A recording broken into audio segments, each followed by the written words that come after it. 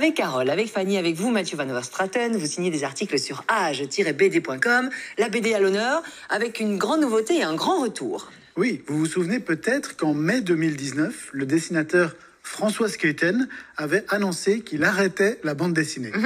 Oui, eh bien, sauf que non. Il ne faut jamais dire jamais, puisque 4 ans plus tard, il est de retour en librairie, parce que Les Cités Obscures, c'est sa série la plus connue. Oui. Il a créé au début des années 80 avec le scénariste Benoît Peeters. Et là, il est de retour avec un nouvel épisode de cette série, Les Cités Obscures, qui s'appelle Le Retour du Capitaine Nemo. Alors les puristes vont dire, d'accord, il est de retour en librairie, mais est-ce que c'est vraiment une bande dessinée? Parce que regardez, j'ouvre la bande. C'est un dessin presque. Oui, où c'est vraiment un travail très particulier. On en parle en quelques secondes. Et ça parle de quoi en fait? C'est clairement un livre un peu hybride. C'est surtout un récit illustré dans lequel on a à chaque fois sur la page de gauche des textes un peu mystérieux liés à l'univers de Jules Verne, et sur la page de droite des superbes gravures de François Skeuten. Donc clairement, les amateurs de dessin vont se régaler.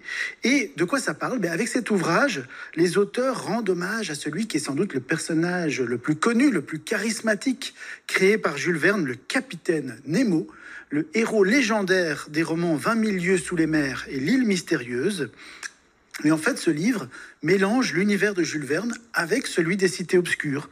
Donc en fait, dans cette histoire, le capitaine Nemo, qui semble souffrir un peu d'amnésie, voyage à travers l'univers semi-imaginaire des Cités Obscures à bord d'un drôle d'engin. Et ce drôle d'engin, c'est le mystérieux Nautipoulpe, qui est un mélange entre le Nautilus, vous savez, le célèbre sous-marin du capitaine Nemo, et un poulpe. Donc c'est une créature à la fois vivante et mécanique. Le Nautipoulpe. Et à bord de ce Nautipoulpe, il va traverser plein de contrées plus ou moins familières. On va reconnaître à un moment donné Notre-Dame.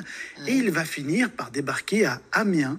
Amiens, la ville de Jules Verne. Mais c'est un hommage à Jules Verne, évidemment. Oui, forcément. Évidemment, tout ce livre, qui est un très bel objet, est l'occasion pour Skeuten et Peeters de mettre à l'honneur Jules Verne, qui est certainement un des auteurs qui les a le plus inspirés, en fait, pour leur univers. Jules Verne, qui est d'ailleurs un des personnages du livre.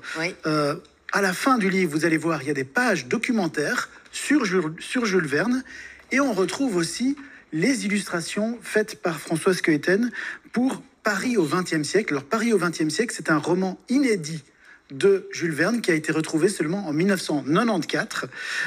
Et donc, il y a vraiment des liens très forts, en fait, entre François Skeuten et l'univers de Jules Verne, puisqu'il a notamment peint une grande fresque près de sa maison à Amiens. Il a couronné la tour de la maison de Jules Verne à Amiens d'une espèce de sphère typique de l'univers des Cités Obscures. Et d'ici peu, il va y avoir dans les rues d'Amiens une étonnante statue de ce Nautipoulpe. Donc il y a vraiment des liens complètement très forts entre Jules Verne et François Skeuten. Voilà à quoi ça va ressembler d'ici peu à Amiens. Oh là là, ça me fout un peu les boules quand même.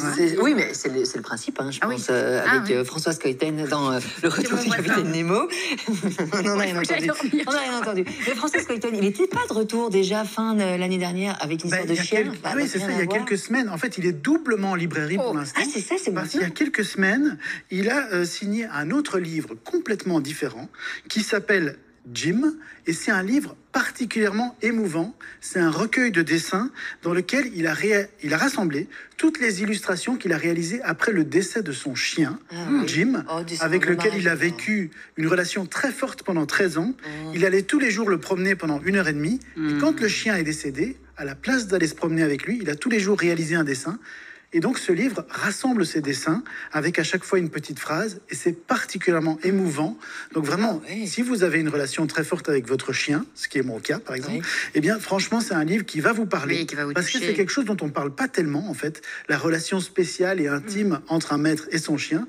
Et donc François Skeuten rend hommage à Jim, son chien avec qui il a donc vécu tous les jours pendant 13 ans, dans ce magnifique petit livre paru chez Rue de Sèvres. Double actualité alors pour François Skeuten. Oui, Fanny, vous Non, je vais dire, c'était une anecdote, mais je croise souvent François Skeuten qui habite dans mon quartier, et je le croisais avec son chien. Avec Jim. Et maintenant, il a un nouveau petit chien, je pense. D'abord l'hommage, et puis le deuil, et puis la vie continue. Merci beaucoup, Mathieu.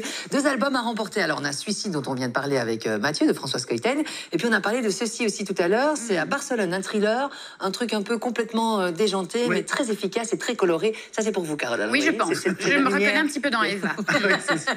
Bonjour par SMS au 6003, 2 BD peut-être pour vous. 6003, c'est le code. Vous démarrez par BD, vos coordonnées complètes. Bonne chance.